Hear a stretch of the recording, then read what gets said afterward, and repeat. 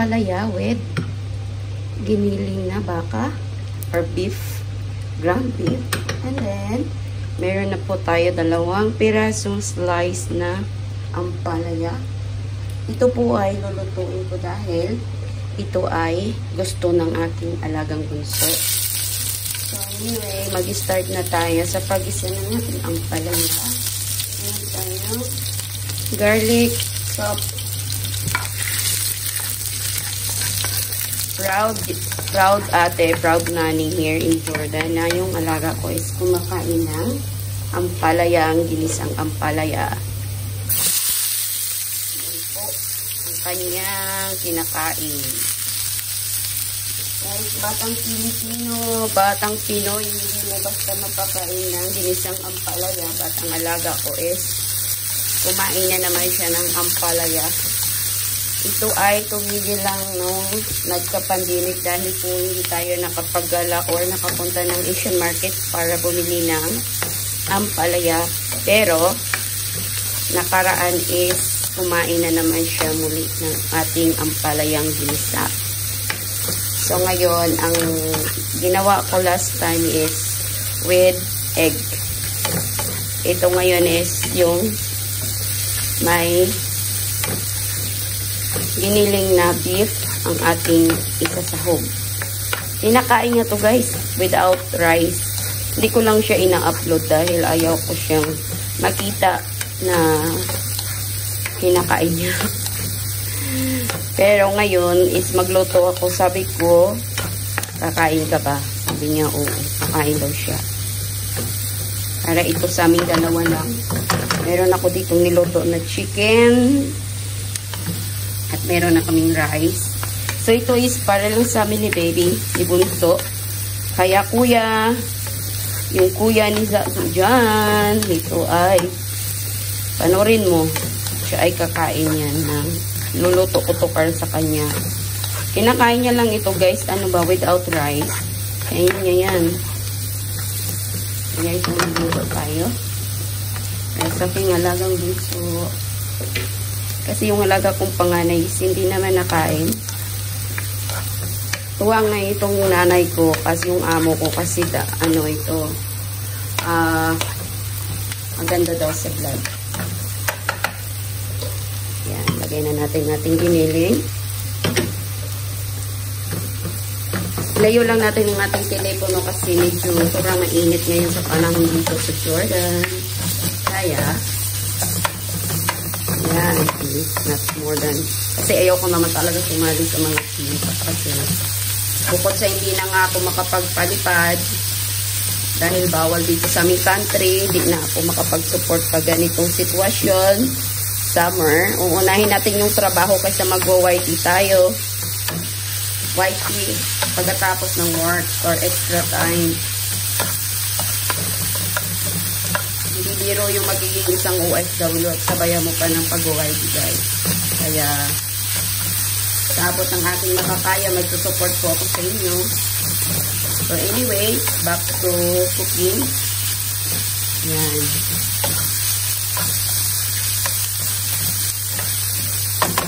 Maglagay tayo ng paminta, black pepper. Para matanggal yung langsa. And then, ating salt.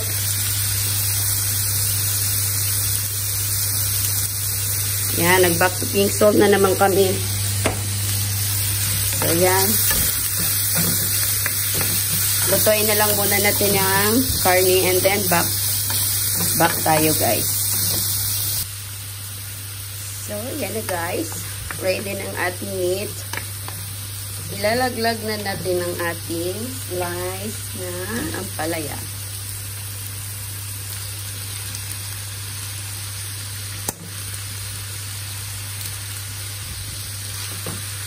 Ang dami no. Dapat pala pinalahati ko lang. Ang dami. Nakalimutan ko, dapat ilagay ko sa freezer ang iba. Pwede namin kasi, ganito kasing ginagawa namin pag marami kaming gulay na bili or may extra gulay. sinislice at saka ilalagay sa freezer. Para next time, nakapagluto pa rin tayo. Pero bigyan ko na lang yung aking kapitbahay. Para siya ay may ulam.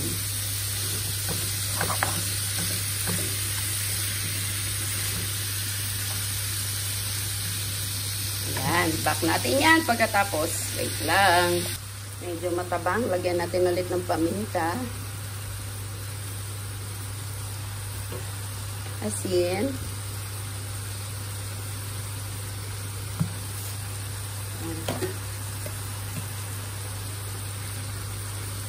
Ayan na siya. Nagtutubig na.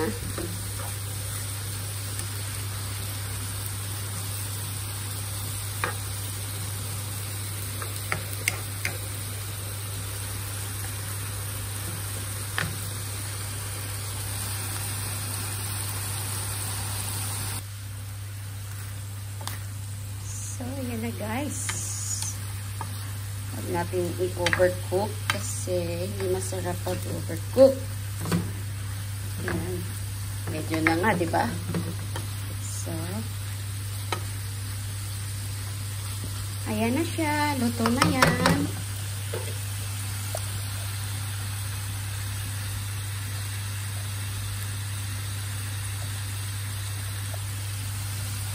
So, yummy na yan, guys. Ayan na ang aking ginisang ampalaya para sa aking alaga. Bye, guys. Ayan na, guys. Ang kanyang food. What is your food, baby? Gulay. What kind of gulay? I don't know. Ampalaya. Ayan, nakasubo na yan siya. Hinahalo niya yung ano, yung ampalaya at saka kanin. Sweet talaga yan. Hindi lang natin i-sure yung face niya. Pero kumakain talaga yan. Palangga.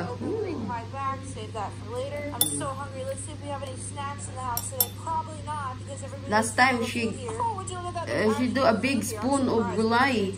I'm literally gonna take all the snacks in this cupboard because if I don't take them, these snacks will be gone by tomorrow. Without ano yan, without I'm gonna take these snacks. I'm gonna take them to my room. Ano ba yan? Hindi yan niluluwa. Talagang kinakaya yung ampalaya. Do it a big spoon of your gulay, baby. Never mind. I choose truth. Okay then. What is your phone number?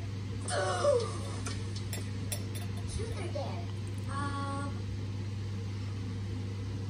Big spoon of gulay. Show the big spoon of gulay. Why only rice? I can't figure out the answer to this question.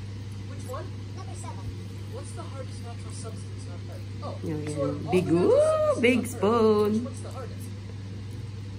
I don't know them. If one of these small See, maniwala na kayo, guys. somehow made it into Kumaka- your mouth and was swallowed, there's Oh, a good maniwala na kayo, chance guys, that ha? it gets Jordanian stuck in baby your eating esophagus. ampalaya. And over a short period of time, your saliva will trigger it to produce a highly corrosive substance that can burn and damage your tissue. If the battery isn't removed immediately, this damage can lead to severe injury or worse. Now, you obviously Kaya pakita na lang natin yan pag matapos na siya. So yan na guys. So konti na lang ang palaya ni baby. Ubusin niya na lang yan ito. Ay ubusin niya ito kasi may gagawin pa ako. So yan talagang prove ko sa inyo na kumakain yung alaga ko ng ampalaya. Ampalaya Jordanian baby. Bye guys. Uli bye guys. Bye guys.